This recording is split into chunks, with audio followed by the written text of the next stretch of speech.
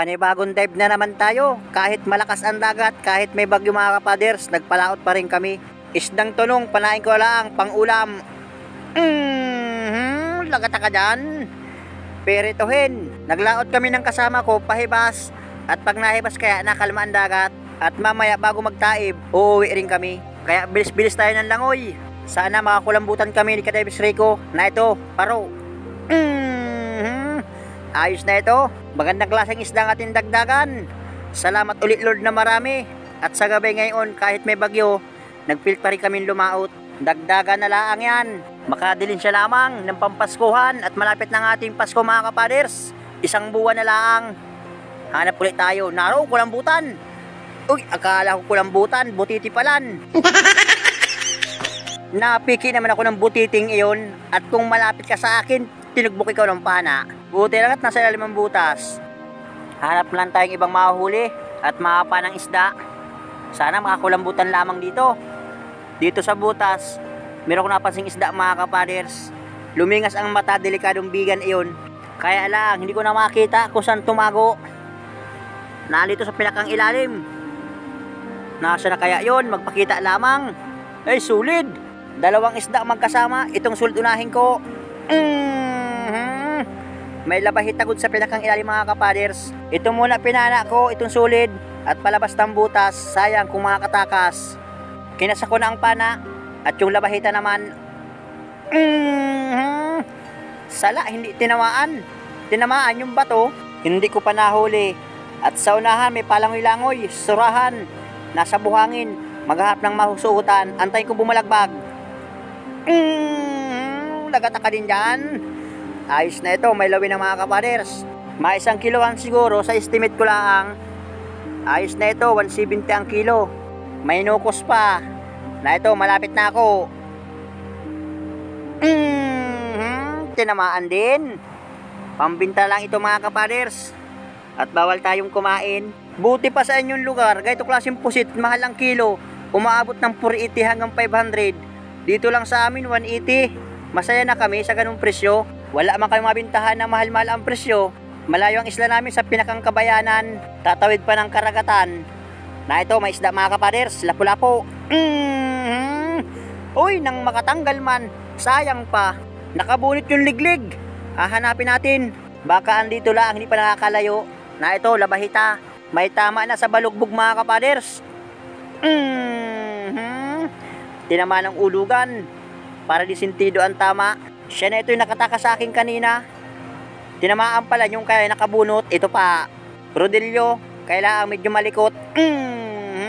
Tinamaan pa din. Pang ulam, pandaradagdag. Salamat ulit Lord na marami. Medyo malikot na dito sa ilalim ng dagat. Madulnok na. Siguro siya yung bagyo mga kapaders. Apektado din ang dagat kahit sa kalupaan tumama.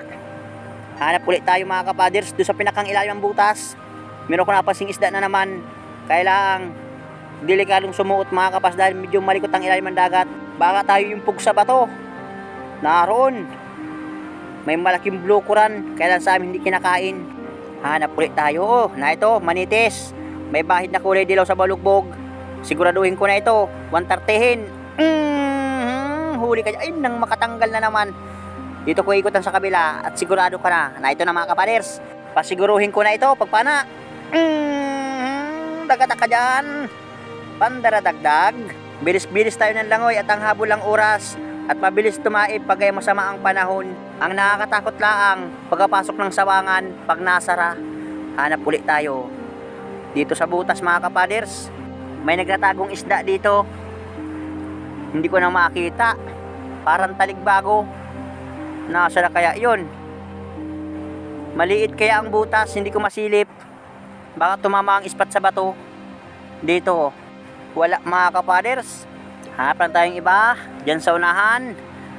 Naroon, may kulambutan yata, parang butiti. Kulambutan mga kapaders. Medyo malayo palaan talaga tayo. Halatang mailap na ang kulambutan. Palibasa maliwanag kaya ang buwan ay. Ayan, mapalapit na mga kapaders. Paiba-iba ang kulay. Malapit na ako. Nakatinta man ng kaunti. Mayroong kinakaing isda. Anong isda kayang kinakain na ito? Parang sulit mga kapaders. Bukawin ang kinakain. Ayos, nakaisang kulambutan na tayo.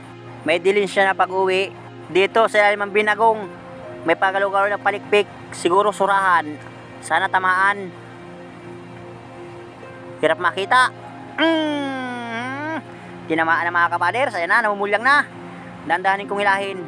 Dumalagang surahan. Ganito kalaking surahan sa amin, bintahan. Bigay ko lang mga kapaders. 100 ang kilo. Hindi ko na mamahalan ang presyo. At para parehas makatikim ng isda. Sa kulang ang budget. Na ito pa, surahan ulit mga kapaders. Kailangan medyo maliit ito mga kapaders. Sinungkit ko na lang. Pinasut sa pinakalimang butas. Hanap tayo ng pinakang mas malaki mga kapaders. Dito sa ilalim. At baka mayroon lang kasama. Sana makakita tayo. Wala mga kapaders. Hanap pa tayo. Diyan ulit sa unahan. Tsaga-tsaga. Uy, balatan. Suro-suro mga kapaders. Kailangang maliit pa. Mga 2 dangkal. Ang haba pala ang. Di ko man nakukuhain yan. Pati mo nang palalakihin mga kapaders. Ganyan sa amin, mahal sana ang kilo kapag tuyo. Umaabot ng 3.5 ang kilo hanggang 4,000. Hindi ko muna kinuha. Maghahanap tayo ng ibang mahuhuli. Hanap tayo dyan sa unahan. Uy, kulambutan. Ay maigi. Salamat Lord. Akala ko ba ito na naman? Gitik. Hindi nakatinta. Kapag siniswerte naman talaga ang tao, kusa nagpapakita. Ayos na ito. Medyo malaki-laki na ito mga kapaders. Kaming mga parapana umayang isda sa aming nahuhuli at nawapana, na-estimate namin pero kakamali pa rin. Dito sa butas may sulit na naman. Palayas na sana. Di naman pa sa parting buntutan. Dadakutin ko at baka makapunit. Masayangan pa. Ayos na. Pandaradagdag uli, pambigas, pandurudugtong. Hanap pa tayo. Dito sa unahan. Uy, ano ito? Anong klaseng kasag ito mga kapaders? Tawag nyo dito. Kakaibang kasag ito. Ngayon ako nakakita ng ganitong klase. Mayroong pasaan na bato mga kapaders sa likod.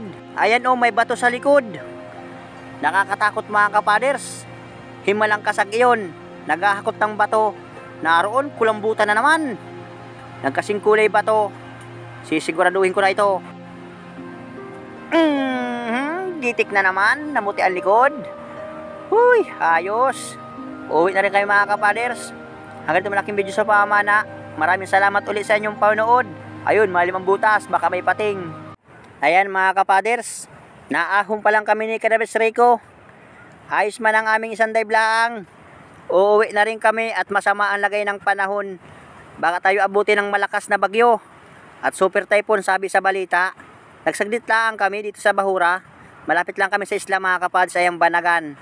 Lagain. Nakakulambutan man kami ni Kadabes Rico mga kapaders. Pagkalagay ito sa bakyom, aalis na rin kami at uuwi na. At iba ang kibulan dagat dito sa ibabaw.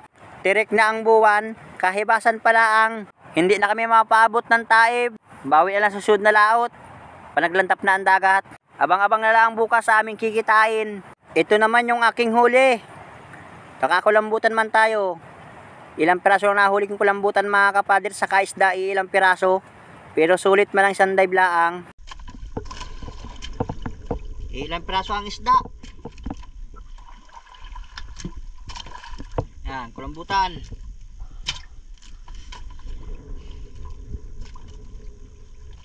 Ayan, laki. XL.